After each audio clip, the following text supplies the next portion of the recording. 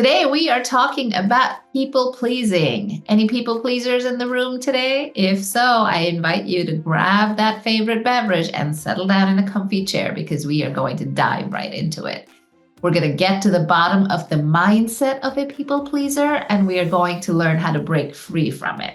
So as a recovering people pleaser myself, I know a thing or two about unlearning from that old conditioning. So before we get into it, let's define what it means to be a people pleaser. A people pleaser is someone who prioritizes the needs and desires of other people before their own.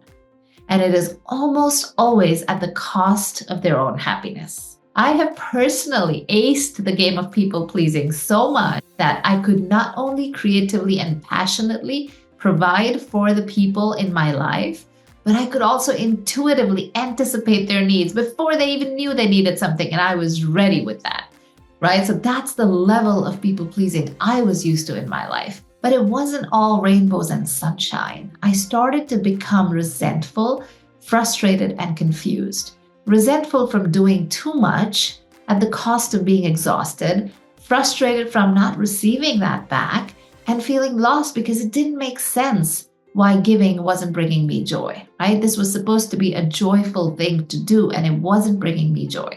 And so once I started to feel these negative feelings inside of me, I didn't like it. And so I did what I always do. I dug deep.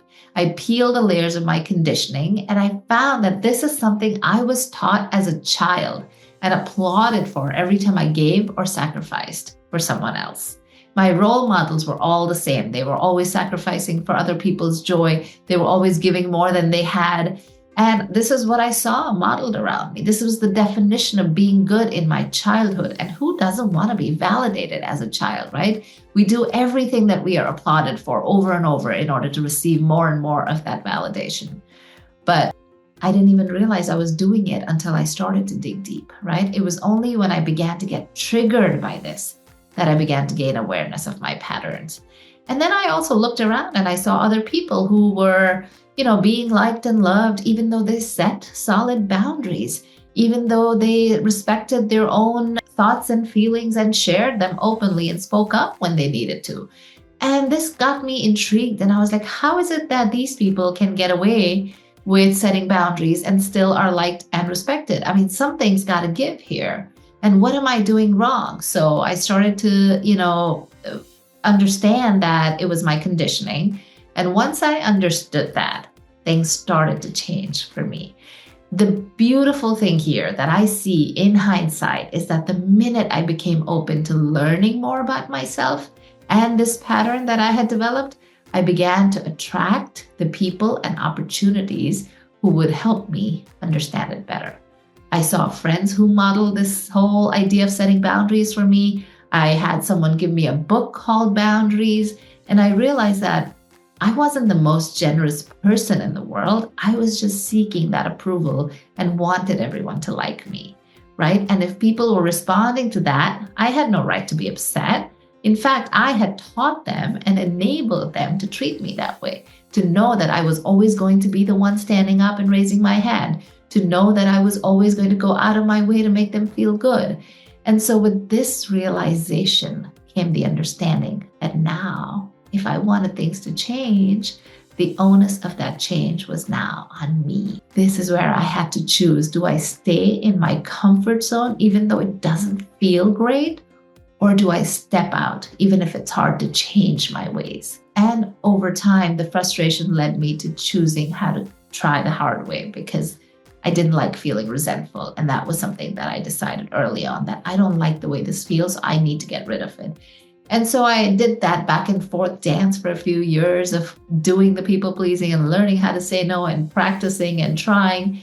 And as I did it, I found that it really didn't change the way people looked at me. In fact, if anything, people respected me more for setting tight boundaries and for being in full integrity with myself. And so when I did show up for somebody, I showed up with a full heart and a full cup. And when I didn't, it was because I couldn't do it to the extent that I said I would. And so I was being in complete integrity with myself. right? When I knew I couldn't commit. I wasn't just going out of my way to do things at the cost of burning out or at the cost of depleting myself. And this wasn't easy, right? It was easier to go back to my old ways. The easier route is always to jump back and do things the way you were doing them, always. But I challenge you to, rethink what is at the end of this stepping out of your comfort zone. What is at the end of it? Is there, long-term pleasure to be achieved rather than short-term pleasure in saying, okay, if I just do it, somebody will like me. And instead of that, saying, no, but let me stand my ground and see what happens. And if those people were not meant to be your people, they will start to phase out of your life, right? Or they will start to change their ways because they understand that you are not going to be treated like someone, who just gets taken advantage of. So remember, people pleasing is not a personality trait. It is a learned behavior that is reinforced over time. So you can definitely unlearn it and be at peace with yourself and those around you. Another thing that helped me really break these habits was to keep my eye on the prize, which is that when I have a full heart and a full cup, I will be such a better giver than when I'm depleted. And because I love to give so much and that brings me so much joy, I knew that the only way I wanted to give was with my full heart and full cup. I'd never want to give somebody what's left over, right? It's like when someone comes to your home for dinner and you give them the leftovers. That feels kind of crummy. But when you give them a freshly made gourmet meal, that feels good, right? Because you put your heart and soul into it, you put your creativity into it, and you showed up for them with everything you have. So it's important to remember that there has to be a balance between the giving and the receiving. There has to be a flow between the I want everyone to be happy with me and I want to bring joy with my full heart. So find that balance for yourself, understand what it looks like, and slowly but surely start to weave back and forth between your old conditioning and the new insight, and then work your way towards making a new habit of giving from a place of fullness, because then you're not just doing it to seek approval, but you are doing it for the pure joy of doing it. So I hope this inspires you to think about yourself when it comes to people pleasing and how you might need to change a few things to be in harmony and integrity with yourself. All right. Thank you again for listening.